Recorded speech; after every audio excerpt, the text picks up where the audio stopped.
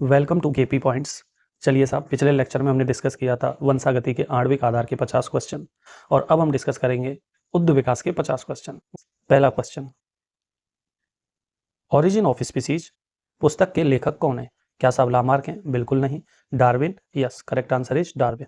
Question number 2, theory of acquired characters किसने दी थी? सबके सब जानते हैं साहब, डार्विन ने? नहीं। लामार्क ने? यस। क्वेश्चन नंबर 3, डार्विन का अध्ययन स्थल कौन सा द्वीप समूह था जिसके ऊपर डार्विन ने सबसे ज्यादा काम किया? गैलोपैगस द्वीप? Yes. Question number 4, survival of fittest का विचार किसने दिया? क्या साहब हर्बर्ट स्पेंसर ने दिया? यस। किसने दिया था साहब? हर्बर्ट स्पेंसर ने। क्वेश्चन नंबर 5, म्यूटेशन थ्योरी किसने दी थी? म्यूटेशन थ्योरी ह्यूगो डिब्रीज ने दी थी। क्वेश्चन नंबर 6, डार्विन की नेचुरल सिलेक्शन का अर्थ है मनुष्य द्वारा चयन? नहीं। प्रकृति द्वारा योग्यतम का चयन? यस। क्वेश्चन नंबर 7, आधुनिक उत्क्रांति का सिद्धांत कहलाता है? उत्क्रांति को यहाँ पे इवोल्यूशन को हिंदी में क्या बोला गया है साहब? उत्क्रांति, यानी कि उद्ध विकास भी बोल सकता हूं मैं। बिल्कुल साहब, यहाँ तो हम बोले उद्ध विकास या उत्क्रांति, तो आधुनिक उद्ध विकास का सिद्धांत कहलाता है नियो डार्विनवाद? यस। क्वेश्चन नंबर 8, जीवन की उत्पत्ति सबसे पहले कब हुई? तो ये कितने वर्ष पहले हुई थी साहब? 3.5 अरब वर्ष पहले। क्वेश्चन नंबर 9, कोसरवेट्स की संकल्पना किसने दी? तो ये किसने दी थी? ओपेरन एंड हाल्डिन ने। क्वेश्चन नंबर 10, प्रारंभिक वायुमंडल में कौन सी गैस नहीं थी? ऑक्सीजन नहीं थी साहब, अमोनिया थी? बिल्कुल थी। मीथेन थी? हाइड्रोजन थी? आप कमेंट में मुझे इनका अनुपात बताइए, किस अनुपात में ये उपस्थित थी। साहब क्वेश्चन नंबर 11 की बात करते हैं, जीवन की उत्पत्ति के बारे में वैज्ञानिक सिद्धांत क्या कहलाता है? एबायोजेनेसिस? नहीं। बायोजेनेसिस? नहीं। Chemosynthetic origin? Yes. Question number 12, Darwin की यात्रा का जहाज था HMS बीगल। आगे की बात करते हैं 13, डार्विन के सिद्धांत का आधार क्या था? प्राकृतिक चयन? बिल्कुल सही। डार्विन का आधार जो था वो क्या था साहब? प्राकृतिक चयन। Question number 14, use and disuse theory का संबंध किससे है? लामार्क से। 15, अडेप्टिव रेडिएशन का श्रेष्ठ उदाहरण है? कौन है साहब? डार्विन की फिंचेज जो पक्षी हैं सबसे बेस्ट उदाहरण है। 16, कनेक्टिव लिंक का उदाहरण है आर्कियोप्टेरिक्स। ठीक है साहब, और आप मुझे कमेंट में बताएंगे कि आर्कियोप्टेरिक्स किन के बीच की कनेक्टिव लिंक था।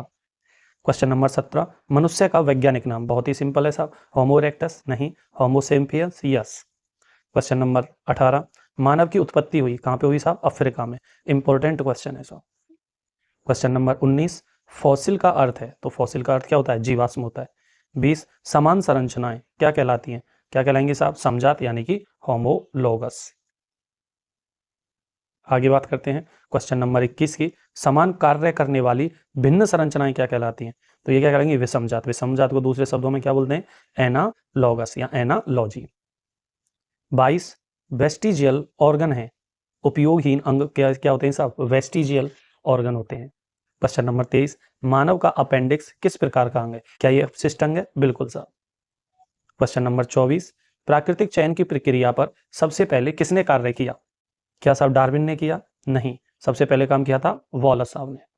क्वेश्चन नंबर 25, डार्विन फिंचेज कहां पाई जाती हैं? जहां पे डार्विन ने सबसे ज्यादा काम किया, और वो कौन से थे? गैलोपैगस द्वीप।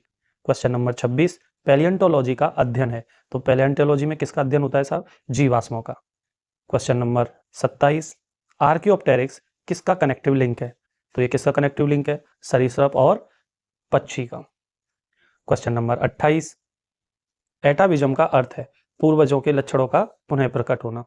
29, जेनेटिक ड्रिफ्ट का संबंध है संयोगवश जीन आवृत्ति में परिवर्तन? बिल्कुल सही।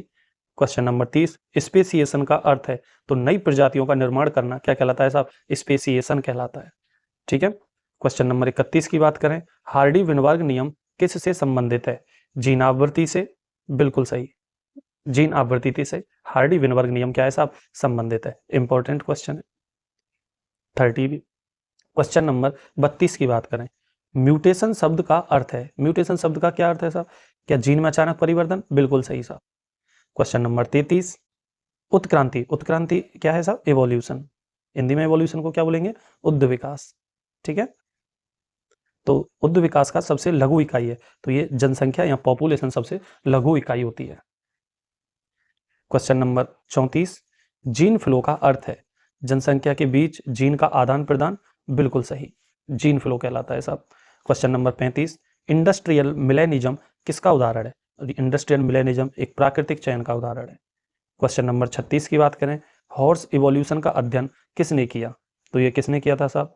क्या ये ऑथनील मॉर्स ने किया था? बिल्कुल सही। क्वेश्चन नंबर 37, इवोल्यूशन ट्री को और क्या कहते हैं? तो आप जानते हैं इवोल्यूशन को दूसरे शब्दों में फाइलोजेनेटिक बोला जाता है कि नहीं? बिल्कुल साहब, तो आंसर क्या हो जाएगा? फाइलोजेनेटिक ट्री बोला जाता है।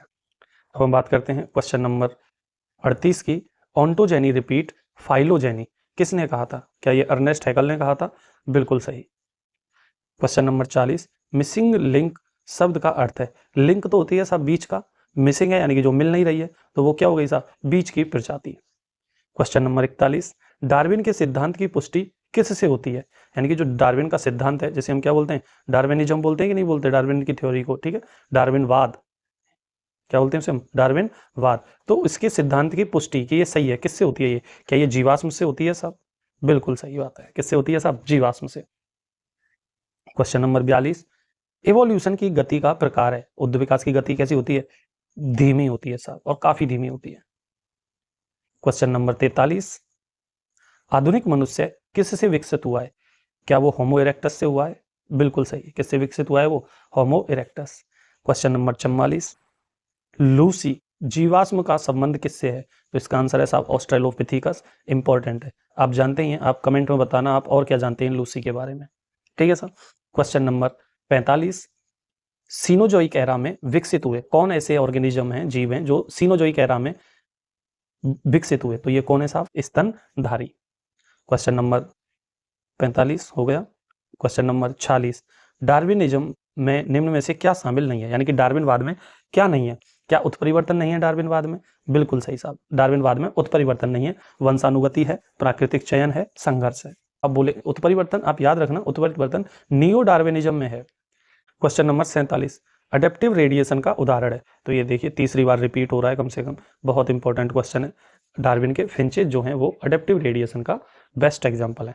क्वेश्चन नंबर 48, उत्क्रांति यानी कि इवोल्यूशन उद्ध विकास में आइसोलेशन का अर्थ है? तो आइसोलेशन का मतलब होता है अलग होना, और अलग होकर वो क्या निर्माण करेंगे साहब? प्रजाति का निर्माण करेंगे। क्वेश्चन नंबर 49 की अगर बात करें तो पेपर मौत का उदाहरण है? तो ये इंडस्ट्रियल मिलेनिज्म का उदाहरण है। क्वेश्चन नंबर 50, उत्क्रांति यानी कि उद्ध विकास की सबसे प्रबल शक्ति है? तो उद्ध विकास की सबसे प्रबल शक्ति क्या है साहब? Natural selection.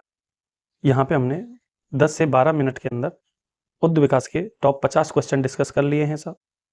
ऐसे ही हम आगे के चैप्टरों के भी टॉप 50 क्वेश्चन